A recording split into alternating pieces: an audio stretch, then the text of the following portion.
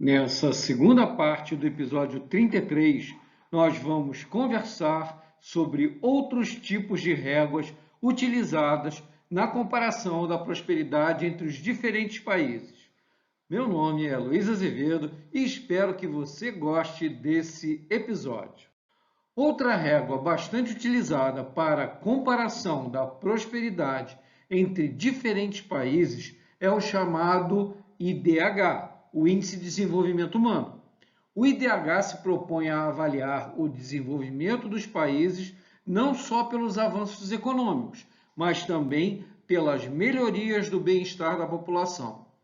O índice foi desenvolvido em 1990 e é publicado desde 1993 no relatório anual do PNUD, o Plano das Nações Unidas para o Desenvolvimento. Então, o IDH combina critérios em três dimensões. O primeiro, a expectativa de vida ao nascer, o EV, que reflete as condições de saúde e de salubridade no local. Segundo, o Índice de Educação, o EI, que considera dois fatores. Primeiro, o número de anos médios de estudo e segundo, anos esperados de escolaridade. E o terceiro, que é o IR, que é o GDP per capita, ajustado pela paridade do poder de compra, que nós já explicamos no outro episódio. A fórmula de cálculo do IDH é apresentada no slide. O IDH é igual à raiz cúbica do produto dos valores de EV pelo valor do índice de educação pelo valor do índice de renda. Por essa avaliação, quanto maior o valor de IDH de um país, mais desenvolvido esse país é considerado. Neste Mapa Mundi, publicado no relatório de 2020 do UNDP, United Nations Development Plan, podemos observar a classificação dos países pelo seu nível de IDH, onde os de cor azul escuro são os mais desenvolvidos e os de cor marrom são os menos desenvolvidos. Na primeira posição, com IDH de 0,957, temos a Noruega. Nada difícil de imaginar. A potência econômica Estados Unidos está classificado na 17ª posição, com o IDH de 0,926. Para efeito de comparação, vemos Portugal na posição 38 com o IDH de 0,834. O de melhor posição na América Latina, o Chile, está classificado na posição 43, com o IDH de 0,851. Bem abaixo do Chile, o nosso Brasil está na posição 84, com o IDH de 0,765. Logo na sequência, a gigante econômica, mas também populacional, a China, aparece na posição 85, com um IDH de 0,761. E, na posição 189, a última do ranking, está Níger, na África, com um IDH de apenas 0,394. Na foto do slide, observamos uma vista da metrópole Mumbai, na Índia, apresentando de uma forma crua o nível de desigualdade social lá existente. O cenário de modernos conjuntos de prédios contrastando com uma favela, que é também uma situação bem comum de se observar nas grandes cidades brasileiras. O índice ou coeficiente de Gini é uma medida de desigualdade de dados estatísticos, desenvolvido pelo matemático italiano Corrado Gini em 1912. Essa metodologia é utilizada para avaliar a desigualdade social entre pobres e ricos através da avaliação da distribuição estatística de renda em uma população. O índice Gini é medido e publicado pelo Banco Mundial e encontrado também no Relatório de Desenvolvimento Humano, o HDR, publicado todos os anos pela ONU. Vamos tentar, de modo bem simplificado, explicar a metodologia de determinação do coeficiente Gini. No gráfico de percentual de proporção acumulada de renda por percentual de proporção acumulada de população, podemos ver a linha reta de cor azul, que representa uma distribuição totalmente igualitária de renda. Explicando, 10% das pessoas acumulam 10% da renda total.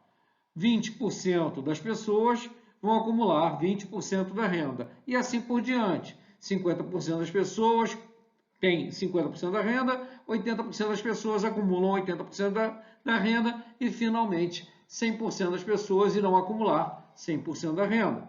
Tudo igual.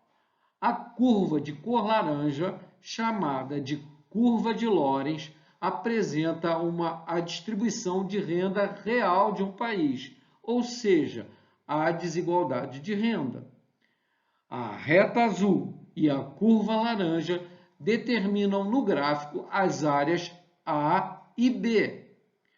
O coeficiente de Gini é calculado conforme a fórmula apresentada no slide.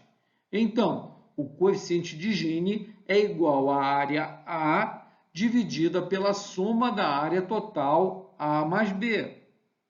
Então, quanto maior o valor do coeficiente Gini, maior o nível de desigualdade de renda entre pobres e ricos em um país. A imagem do slide mostra a ex-primeira-ministra do Reino Unido, Margaret Thatcher, no Parlamento Britânico, explicando de maneira lúdica para o líder da oposição do Labour Party a diferença entre pobreza e desigualdade.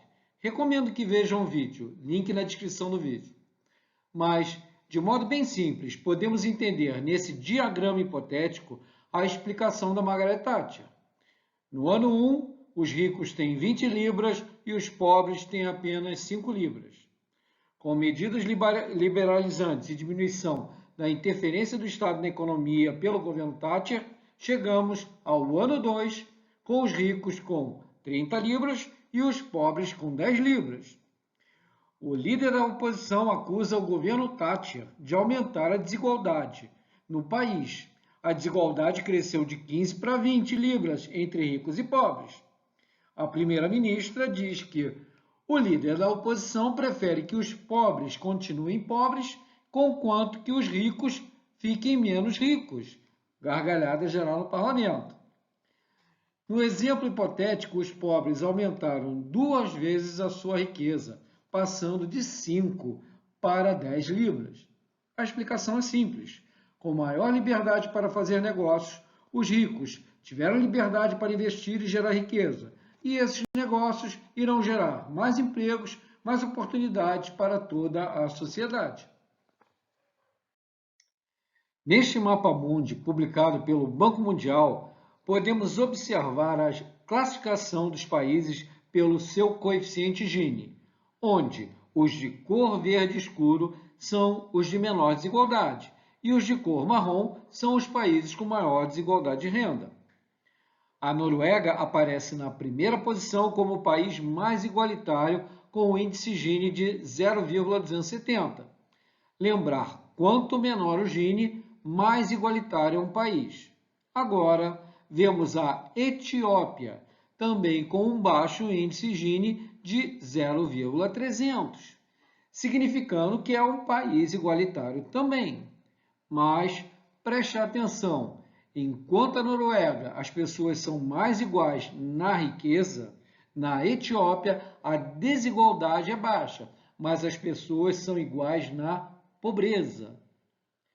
Como comparação, também temos Portugal com um bom índice em 0,338, a China apresenta um coeficiente Gini de 0,385, ou seja, menos desigual que os Estados Unidos, que tem um Gini de 0,411.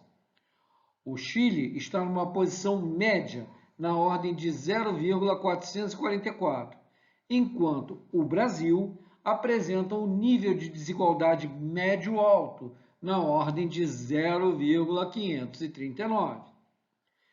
No ranking avaliado pelo Banco Mundial, o país que apresenta o mais alto índice de desigualdade é a África do Sul, com um coeficiente Gini de 0,630.